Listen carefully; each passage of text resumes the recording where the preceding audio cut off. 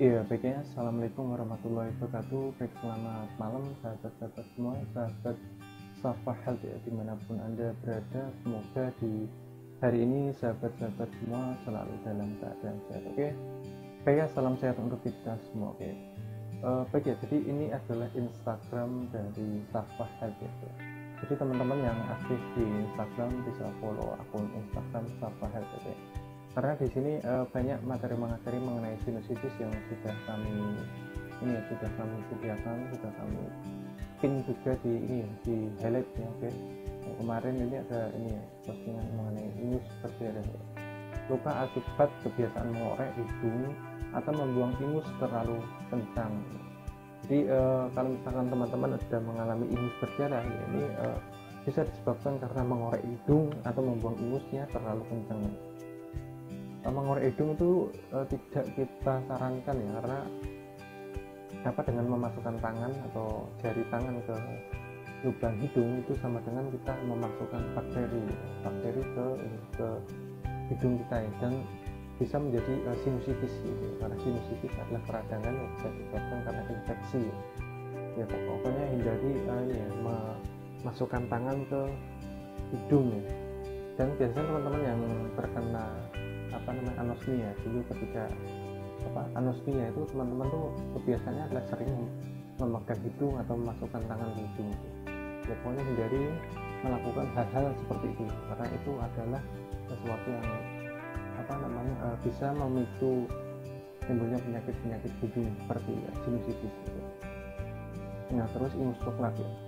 Nah, biasanya menderita sinusitis ini kan ingusnya itu bermacam-macam ya, mulai dari bening ya, tapi yang secara umum adalah bening, kuning ataupun hijau gitu. Nah, kalau misalkan ingus coklat itu apa gitu kan? Ya ada juga yang coklat ya, karena dulu saya juga pernah mengalami coklat ya. Coklat itu adalah darah yang sudah yang sudah lama ya. Ya, ingus berwarna coklat berarti adanya darah di dalam hidung namun sudah lama dikeluarkan oleh tubuh gitu. Jadi ingus coklat itu ingus karena darah tapi yang sudah lama. Nah, terus ini deviasi septum ya. Jadi pengertian deviasi septum itu adalah tulang hidung bengkok. Jadi kalau misalkan penderita sinusitis ya, polip ataupun rinitis itu biasanya ada yang disebabkan karena deviasi septum. Salah satunya adalah itu ya. Nah, sinusitis, polip, rinitis itu kan macam-macam penyebabnya ya itu. Yang mulai dari ya alergi sendiri, alergi itu bisa karena debu dingin, asap itu. Ada juga yang karena deviasi septum. Biasanya kalau dokter menyarankan itu ya pasti dengan cara operasi deviasi septum ya. Ketika dinding tipis yang membatasi kedua lubang hidung tidak berada tepat di tengah, jadi dia ada pergeseran ini. Biasanya sering pilek. Akan tetapi kalau misalkan sinusitis karena deviasi septum ya, bisa dengan irigasi nasal dan sembuh, tidak ada gejalanya. Jadi tidak perlu dilakukan operasi kalau misalkan sembuh. Tapi kalau misalkan tidak sembuh ya biasanya disarankan operasi. Nah, terus ini sinus dan infeksi gigi ya. Ya ini ya, sinus salah satu penyebab lain ya. Penyebab yang lain bisa karena infeksi gigi, ini juga yang saya alami dulu. Dan sinusitis karena infeksi gigi itu disebut dengan sinusitis dentogen. Disebabkan karena infeksi gigi geraham atas akar gigi berada di rongga sinus maxillaris. Jadi karena sinusitis dan infeksi gigi ini yang diserang adalah sinus maxillaris. Biasanya itu gejalanya adalah hidung berbau busuk, hidung berbau bangke, atau hidung berbau telur busuk gitu. Ya sama yang saya alami dulu. Jadi kalau misalkan teman-teman yang saat ini menderita penyakit hidung bau busuk dan ada pileknya, ada melernya, coba dicek gigi geraham atasnya ada yang bermasalah atau tidak ya. Biasanya ada yang bermasalah, yaitu adalah giginya bolong atau giginya itu menghitam atau pernah mengalami sakit gigi. Tapi hanya di ini catatan yang ada hubungan dengan sinus adalah gigi geraham atas saja ya. Selain itu tidak ada masalah. Oke. Nah, ini perbedaan sinusitis akut dan kronis ya. Sinusitis akut adalah sinusitis yang terjadi 2-4 minggu, sedangkan kronis itu berlangsung 12 minggu, berbulan-bulan, atau bahkan bertahun-tahun gitu.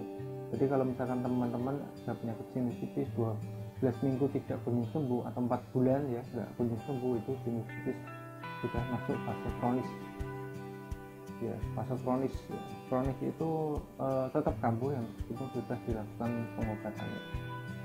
Nah, bisa sembuhnya dengan apa? Bisa sembuhnya adalah dengan hidung ya. Ini manfaat cuci hidung yaitu membersihkan kerak lendir, kotoran, bakteri, virus, serta-sari, dan alergen lainnya dari hidung. Jadi kalau misalkan sinusitis kronis itu tidak bisa sembuh hanya dengan obat-obatan ya, pasti akan kambuh lagi ketika obat habis. Itu sama yang saya alami ya. Teman-teman yang mengalaminya itu ya sinusitis kronis itu pasti akan seperti itu. Hidung meler dan air putih ya. Ini pentingnya untuk minum air putih ya. Hal ini karena air putih dapat mengencerkan lendir dan mengurangi tekanan pada virus, sehingga iritasi atau dan peradangan pun berkurang. Jadi dulu tuh saya pernah membuat video mengenai 4 minuman tantangan penderita sinusitis ya. Dan saya menyarankan lebih sering mengkonsumsi minum air putih dan hangat ya, oke. Minum air putih dan hangat, jangan minum air putih dingin atau suhu datar ya. Usahakan minum air putih itu yang hangat ya, jangan yang dingin ataupun datar ya. Karena kalau misalkan air dingin itu membuat peradangan, sehingga lebih sering kambuh dan nyeri ya. Biasanya kalau misalkan kita minum air yang dingin itu ada nyeri dan meningkatkan peradangan. Sinusitis atau rinitis itu pantangannya juga, yaitu debu, dingin, asap ya. Jadi jangan minum dingin, jangan makan dingin ya. Ini banyak sekali yang sudah kita post di sini ya. Ini highlight ya. Silakan teman-teman bisa baca-baca di sini ya. Warna ingus ya.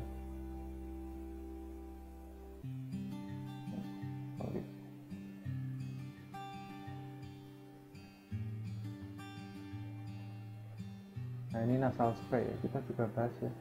Ini berdasarkan ini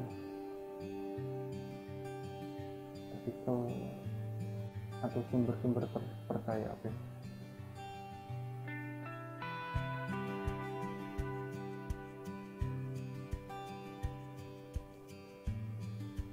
Ya ini ya,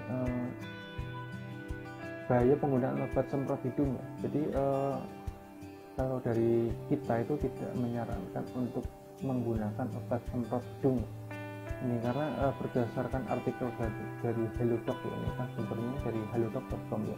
Penggunaan jangka panjang dari obat ini memicu terjadinya kondisi rinitis lebih kronis karena akumulasi dari kandungan bahan obat semprot di dalam hidung. Jadi obat semprot itu pasti mengandung bahan kimia ya. Jadi ya penggunaan terlalu sering atau kepanjangan itu akan menyebabkan rinitis lebih kronis.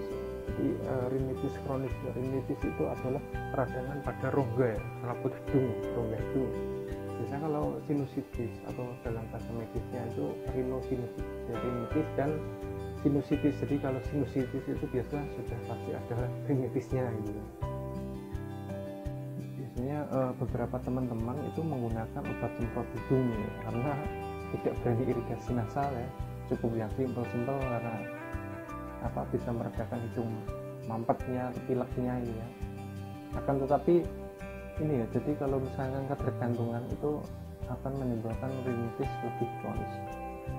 Saran saya lebih baik untuk cuci hidung saja ya, karena cuci hidung ini ya sudah kita lakukan, sudah banyak yang melakukan, itu tidak ada efek sampingnya ya.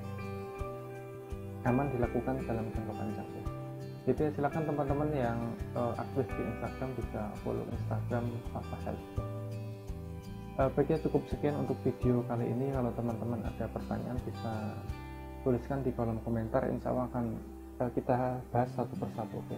Sekian, wassalamualaikum warahmatullahi wabarakatuh.